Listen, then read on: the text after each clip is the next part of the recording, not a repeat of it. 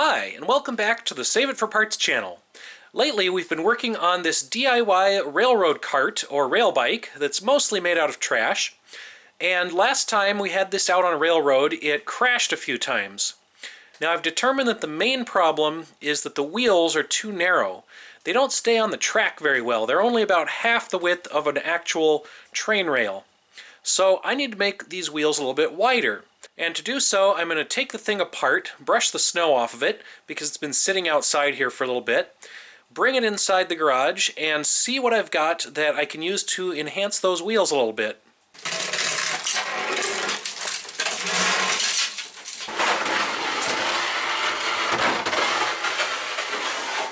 A lot of what people call rail bikes are really just a bike with a bunch of weird casters and guides and doohickeys attached to it. I don't really like that. I wanted something that acts more like a train and actually has flanged train wheels. And these barrel lids were the closest thing I could find. They are shaped like a train wheel.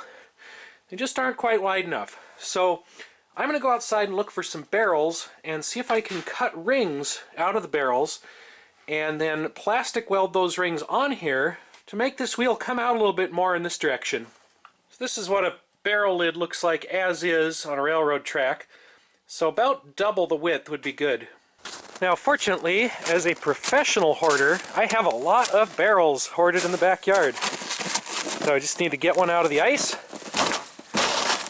and start cutting it up.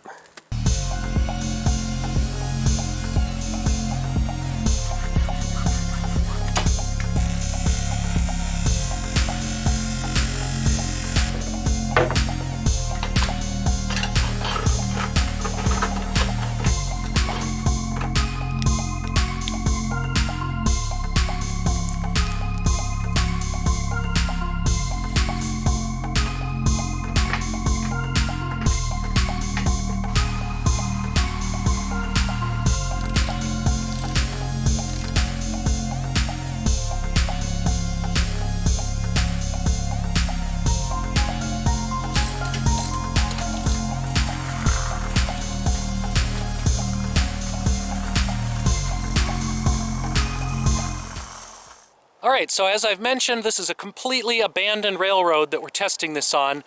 This track is cut off from the main track, the switches are all broken, the crossings are mostly paved over, so there's no way a train's going to come down here. So it's totally just used by the railroad, and it's mostly used as a hiking trail now. So don't try this at home, don't go out and do this on your own local railroad track unless you know it is completely abandoned, completely safe, and you're not going to get charged with trespassing or run over.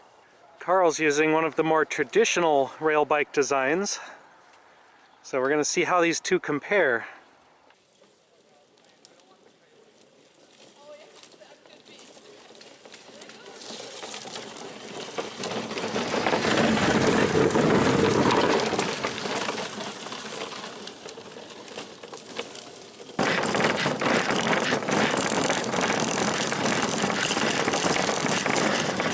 Gonna have to stop here because the switch is the wrong direction. Actually, I think this switch is missing some parts, so I would not be able to get through here.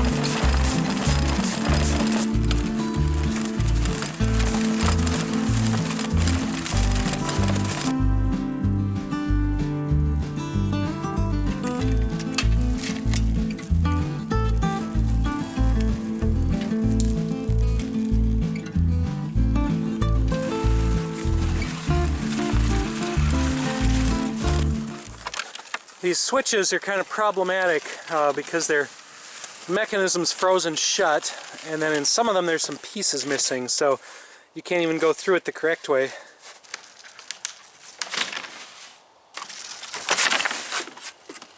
So we're still having some derailing issues where it just wants to jump off the track. So both of our rail vehicles are having some issues. They both keep falling off the track. And on mine, this set of wheels is fine, but the load-bearing set of wheels that bears any weight is all destroyed. Again, my plastic repair was just not strong enough on there. So all of my wheel extensions have broken on this side. And then I also have a lot of trouble getting traction with these plastic wheels, especially if there's any ice or snow on the track. I just spin out.